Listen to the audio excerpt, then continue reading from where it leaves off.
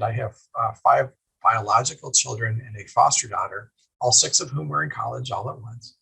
And figuring out how to pay for all those kids was a challenge, right? And so really the genesis for College Raptor was that as my first kids started to go through the college process, I found two things. One was that my oldest daughter received 62 pounds of college mail. So lots of mail coming from like a banker's box and a half full of mail coming from colleges that she didn't look at. So I saw like the recruiting wasn't that effective.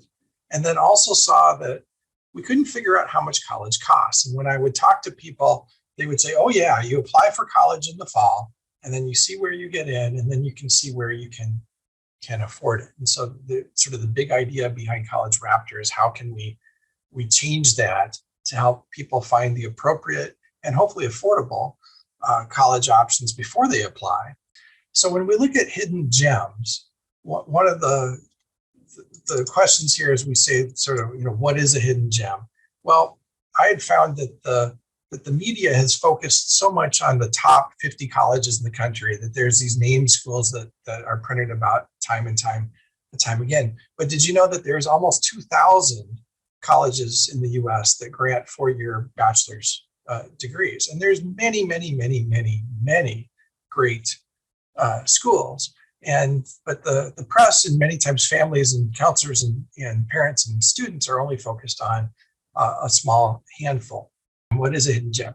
Well, it's a great college that you may not have heard about that you really should, that you should be considering, that your students should know about when going through the process. And so what's behind the creation of the Hidden Gems list is like many other college search services out there. College Raptor has a college rankings component that we go and we look at all the schools in the US and who has the highest test scores and acceptance rates and graduation rates and retention rates, those kinds of things. But then we look at it differently. We say, well, can we find colleges that are less common, that students may have a better chance of getting accepted to, but still have great outcomes? And we'll talk more about that here in a couple of minutes. So that's really, what the purpose for having a list like this is just like a rankings list. College Raptor itself is a college search site that's really, we're looking at making personalized rankings and analysis for each student. When we think about a student's circumstances, right? The student has certain grades and test scores and interests. What do they want to major in? Where do they live? Do they want to go to a big school or a small school? And so there's credentials. There's also academic fit. There's cultural fit. And then ultimately, we also want to look at the financial fit for the student. Has the student found the school that they can afford to go to? What it is basically we look at the college rankings that we have, and then we look for cases where a college is relatively accessible, right? We all hear the stories about how Harvard and Stanford may have sub 5% acceptance rates. And so we want to see schools that at least have a 10% or above acceptance rates. And many of our hidden gems are 50%, 60%, 70%. Like, we want to find schools that you have a decent shot of getting into. We also want to find colleges that have a variety of degrees, right? That there's many specialty schools. So, for instance, Juilliard is a fabulous school that if you're into music, it's hard to get into. It's and they have an amazing program there. But we want to help identify gems, if you will, where you may be able to have more traditional educational degrees, whether that's in liberal arts, whether it's in sciences, engineering, et cetera. So we want to have at least 5 distinct majors. We also want to have fewer than 7,000 undergraduates. That a hidden gem is a school that by hidden, it's one that you don't have 30 or 40, 50 or 100,000 students going to it. And also fewer than 5,000 applications received per year. So we want to, it's hidden from the standpoint that it's one that not everybody's applying to. Not only do we have sort of overall gems for each state, and there's a great graphic there that shows for each state, this is the highest ranked college in the state that met our hidden gem criteria. And many of those schools will be schools that you've never heard of before. But this year, we've also introduced 4 different unique lists, one being best religiously affiliated hidden gem colleges. Another one looking at affordability, the most affordable hidden gem colleges for the middle class. And we'll talk much more about affordability here in a minute. And then also geographically diverse hidden gem colleges. And then the best STEM, the science, technology, engineering, and math hidden gem schools. So first, let's talk about the hidden gems for middle class affordability. The thing that jumped out at me was I couldn't figure out how much college costs, that we would see some schools that would have a sticker price of $50,000, $60,000, and some of them that our family's cost would be $50,000 or $60,000, and some of them would be much less. And so the ability for College Raptor to bring transparency to the cost of college, again, back to the mission here, is really critical. But when we think about the list that many other services come up with for the colleges with the best ROI or the colleges that are most affordable, the question is affordable for whom? So when we looked at coming up with a list for affordability, we're not focused on which schools are most affordable for the wealthy. And we picked the middle class. We picked, let's say that the family has an income of $80,000 a year and maybe has $40,000 or $50,000 in total assets. That's what we based our analysis on. So when we look at the hidden gems, we're looking at schools that both meet the hidden gems criteria of that they have reasonable acceptance rates, that there's an opportunity for the student to really get into, and they're smaller schools that they're gems from the standpoint that they have good outcomes, and they're hidden from the standpoint as not as many people apply to them. But we wanted to look at which ones were more affordable.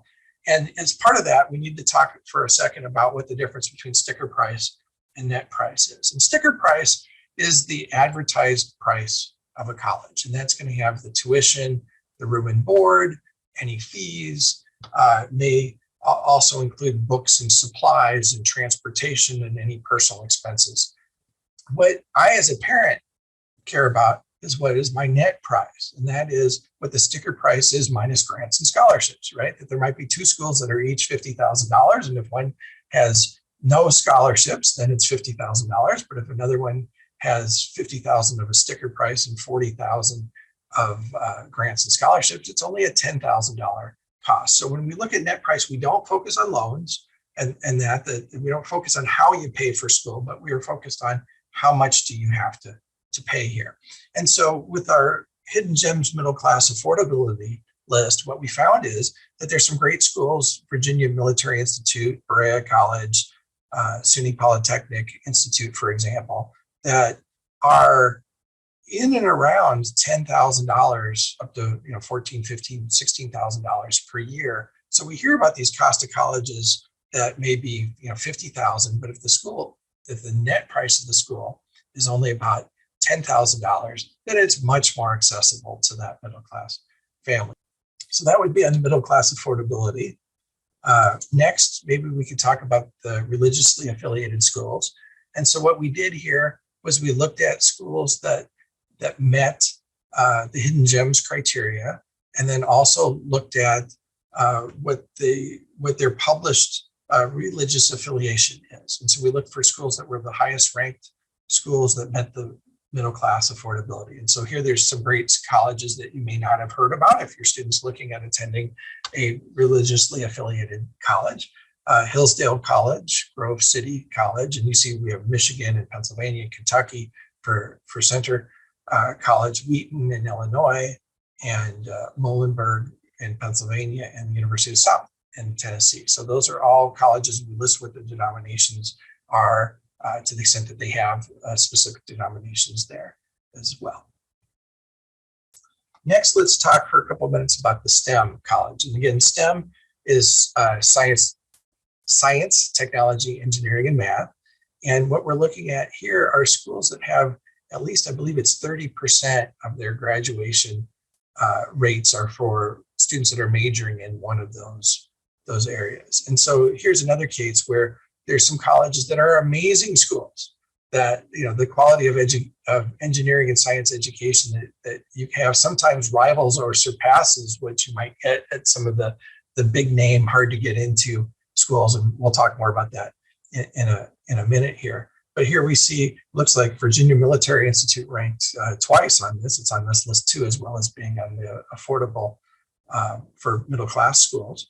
And then we see Harvey Mudd, which is a school in California, and Mount Holyoke is a women's college in Massachusetts. Rose-Hulman in Indiana is a great school that is focused only in the STEM areas and has some of the highest achievement of their students. But notice that the acceptance rate is 77%. Lawrence University, Wilford College, and Virginia Military Institute. So again, see here, many of these schools have 50, 60, 70% plus acceptance rates, as well as just amazing programs.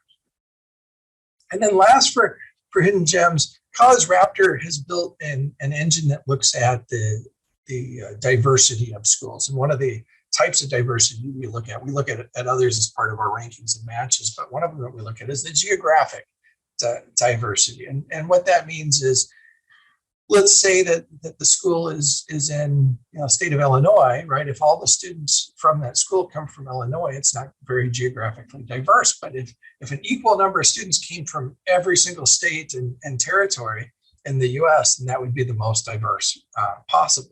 So if the student's interested in attending a school that is both sort of a hidden gem, it's relatively easy to get into, or easier to get into. Not that many people attend the school, but those that do come from all over to go there, then you can get a very diverse, you're going to meet lots of people from all over the place, even though you're going to a school that may be lesser known than some of the big name schools.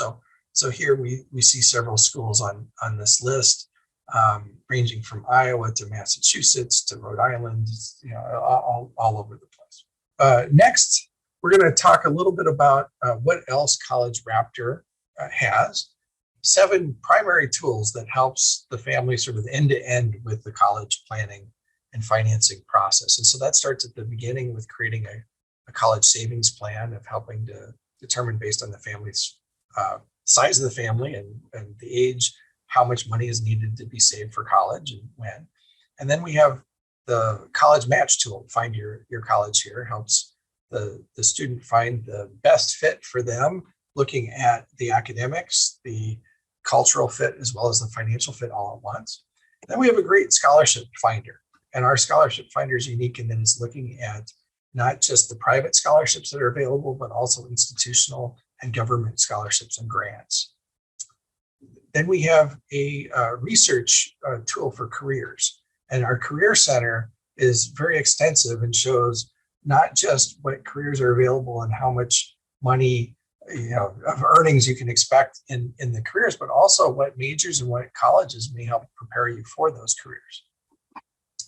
As the student completes the college application process, ultimately they'll get hopefully some acceptance letters in. And so we have a tool for comparing the financial aid offers that come in that allows really an apples to apples comparison of what the net price of college is between multiple schools that the student's been accepted to. And then finally, oftentimes the reality is that even after getting the scholarships and getting the grants from the colleges, that the family may need to still borrow. And so we do have a tool that allows transparent searching for various options from different lenders on student loans.